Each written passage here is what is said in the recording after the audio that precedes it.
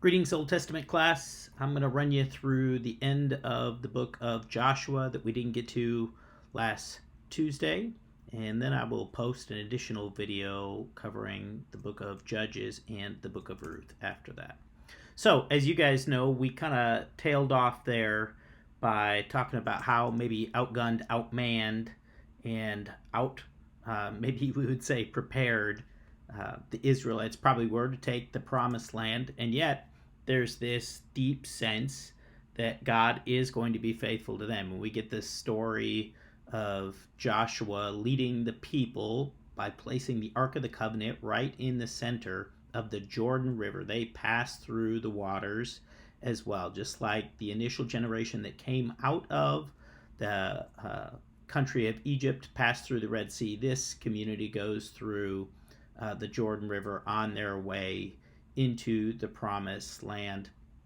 So we covered those things last week. So they get through the Red Sea, and this section closes with Joshua encountering a mystery man who turns out to be the commander of the army of the Lord. So this is what we get in Joshua chapter 5. It says, when Joshua was near Jericho, he looked up and he caught sight of a man standing in front of him with his sword drawn. Joshua went up and said to him, are you on our side or that of our enemies?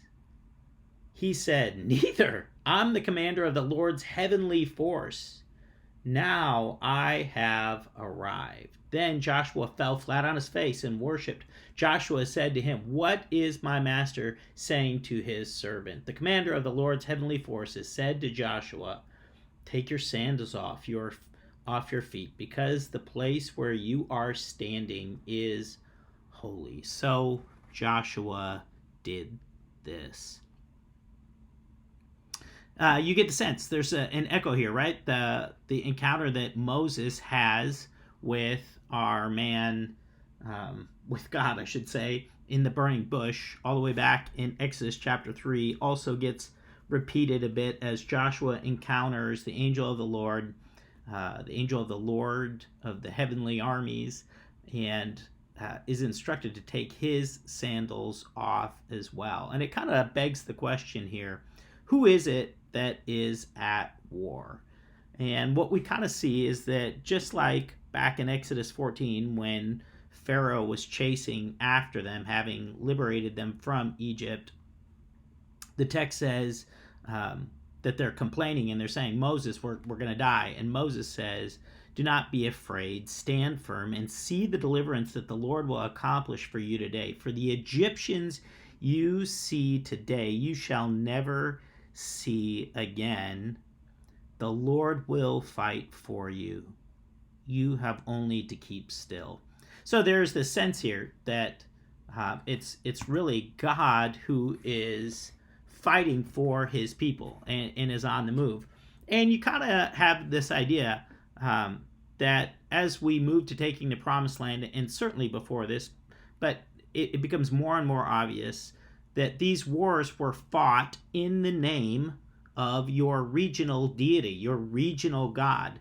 In some ways, these are contests to see which of the gods, lowercase g, was really God, uppercase G. Out of our textbook, it says, therefore, everything conquered was dedicated or sacrificed to God through total destruction. That's the idea, that they're not to hang on to any treasure, any loot, people, all of it was supposed to be destroyed as they enter the promised land. We discovered that later in the Deuteronomistic history, it also reveals this really horrific and painful truth that destruction and death are a part of the redemptive story, redemptive history of Israel in the Old Testament. Again, that comes from our textbook as well.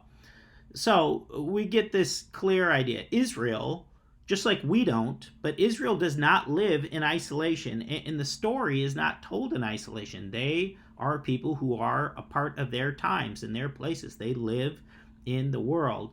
God's people would later be conquered by the Assyrians and then the Babylonians and then the Persians. War, regional violence, genocide, these were cultural norms as we see all throughout the Old Testament, and it was true for the people of Israel, God's people as well, that they were people of their particular context.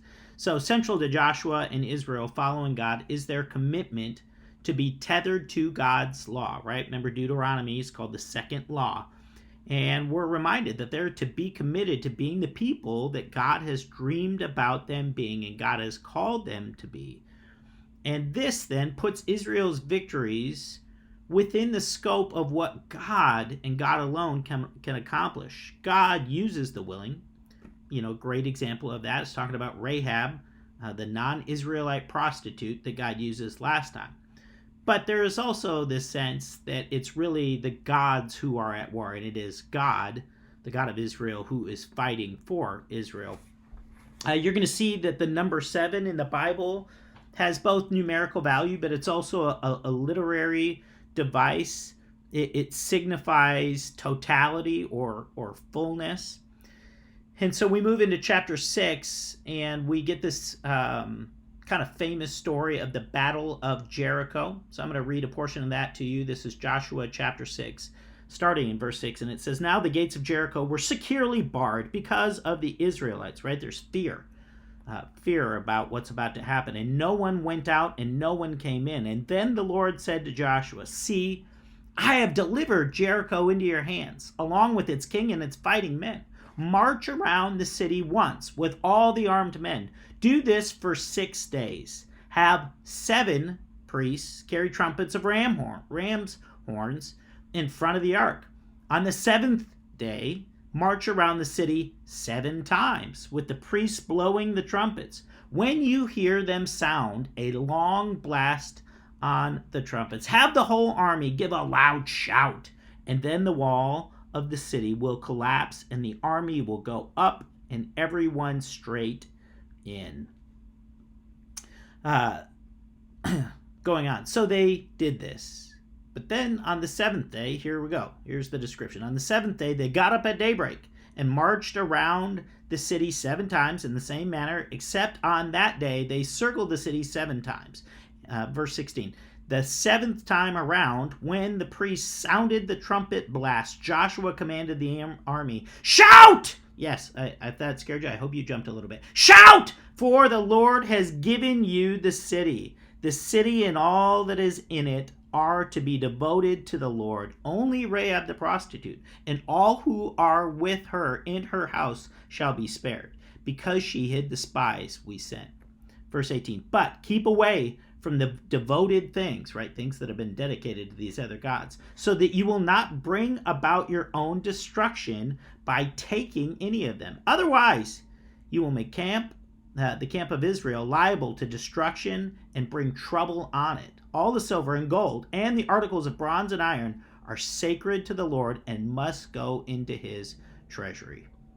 When the trumpet sounded, the army shouted, and at the sound of the trumpet, when the men gave a loud shout, the wall collapsed. So everyone charged straight in, and they took the city. They devoted the city to the Lord and destroyed with the sword every living thing in it: men, women, young, old, cattle, sheep, and donkeys. So we get the story. They take Jericho, and yet this doesn't seem to be all of the story, right? This portion here. So Joshua took the whole land, according to all that the Lord had spoken to Moses, and Joshua gave it for an inheritance to Israel according to their tribal allotment, and the land had rest from war. Okay, that's what we get in Joshua chapter 11. That's verse 23 that I just read to you. And yet, we get to the book of Judges, right? It's the next book right after this. Judges chapter 2, verse 2 says, "For your part, do not make a covenant with the inhabitants of this land. Tear down their altars. But you have not obeyed my command. See what you have done." There's thus the suggestion that while they took large portions of the promised land, it's probably not totally accurate to say that they took all of the promised land. For instance, even into the time of King David, they're still taking or retaking portions of this land. This suggests that, contrary to the assertion that Joshua about killing all the Canaanite inhabitants of the land, the Israelites actually begin to incorporate at least some of the Canaanites into the Israelite society. This is one of the first solid clues that Israel's entry into the Promised Land may have been much more complex than the Joshua account appears to present on the surface. After the conquest of Jericho, they continued to take more cities, but one man kept part of the plunder from the city, right? Remember, they're told, do not keep anything, right? Instead of destroying it as an act of consecration to God, right? So the Israelites would lose a battle against AI and not artificial intelligence. It's literally a group of people called A, capital A, lowercase I, or A, only to discover that it was because this man, a guy named Achan, was greedy and he kept something back.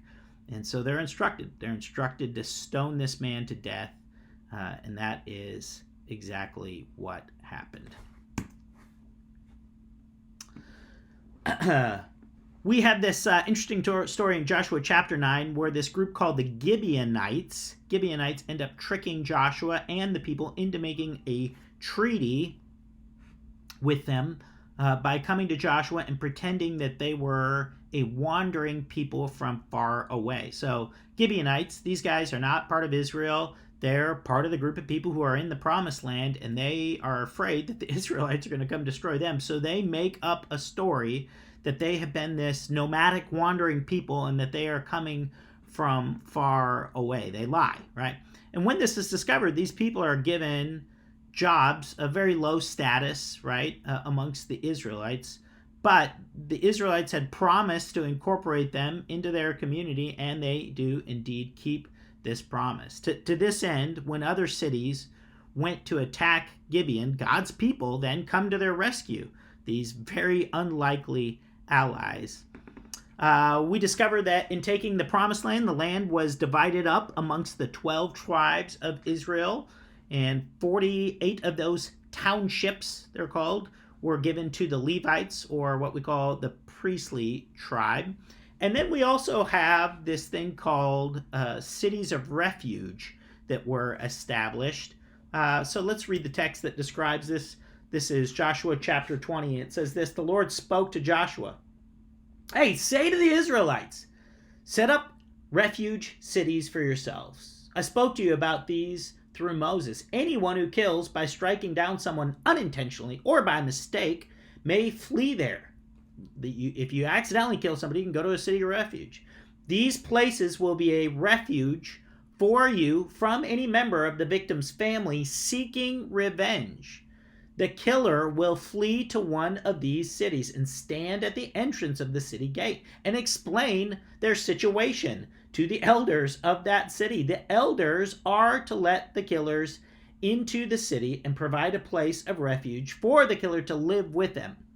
If a member of the victim's family follows, obviously seeking revenge, they won't hand the killer over. This is because the killer struck down the neighbor by accident and hadn't been an enemy in the past. The killer will live in that city until there can be a trial before the community or until the death of the one who is high priest at the time.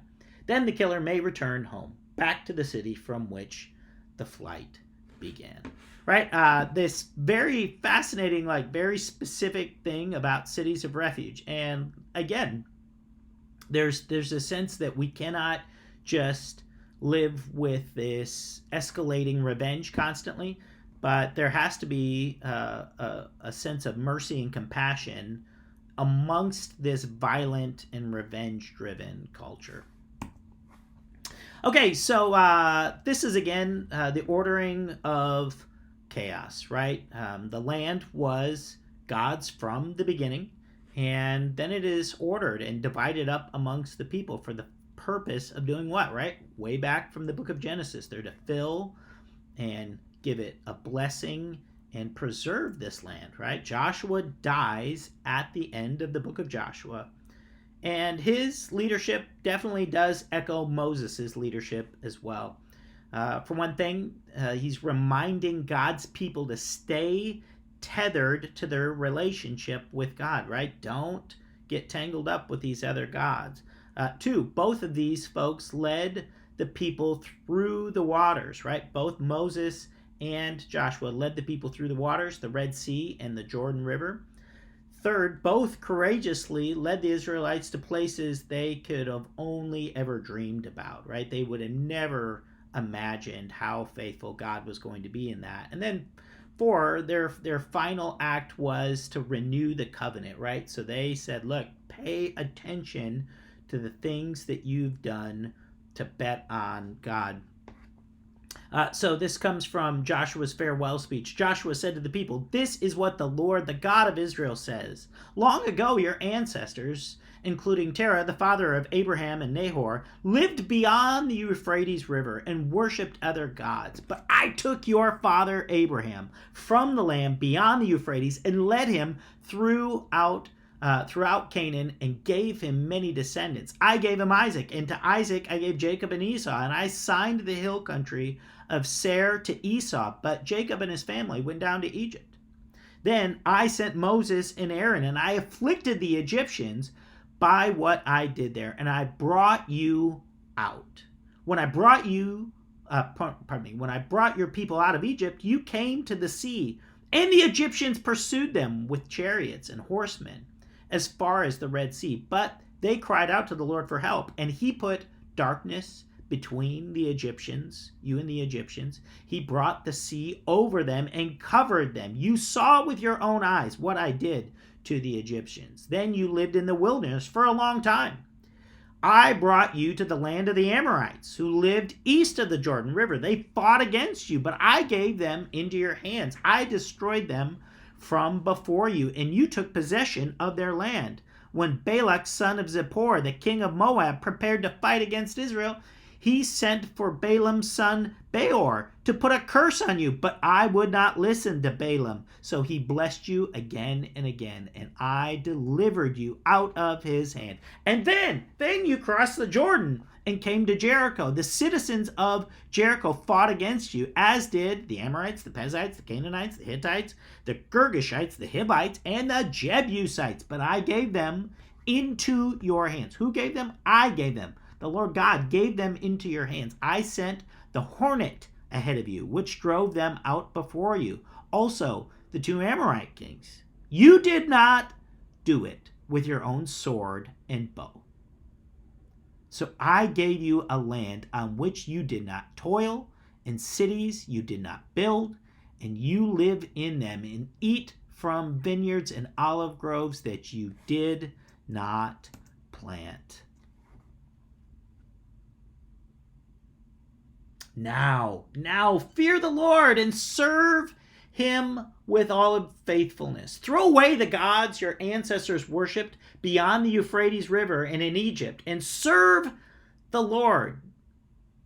But if serving the Lord seems undesirable to you, then choose for yourselves this day whom you will serve, whether the gods your ancestors served beyond the Euphrates or the gods of the Amorites in whose land you are living. But as for me and my household, we will serve the Lord. You get the strong sense here that the call is to be faithful to God. The question at the beginning of the book of Joshua is, are you going to be faithful when you get everything that you want? And that's also the question at the end. Now they've taken significant portions of the promised land, and yet the question is, who is going to go all in on God or not? Will you bet on this God or not? So just a brief word of summary. Deuteronomistic history plays as the background music to Joshua, right? This history of God's faithfulness and God's covenant law with them. Joshua is the connection piece. The book of Joshua is the connection piece between those who will enter the promised land and those who followed Moses. That's kind of this bridge piece. Israel's worship of God as they entered the promised land was a gratitude to God's faithfulness. So they were worshipers of God out of gratitude for what God had done. But it loops back to this question: what are you going to do when you are not being pressed, when you're not slaves, when you're now at home living in these lands. We read just a few minutes ago that they didn't plant these olive groves that they're harvesting, right? They didn't plant from these vineyards that they're getting their food from. They were given these places by God. But will they continue to follow? The book of Joshua reminds readers to go all in on God and not to divide your loyalty, not to just treat God like something pretty good, but to also sprinkle some of the worship of these other gods on as well. There you go. That's the book of Joshua. Thanks for listening.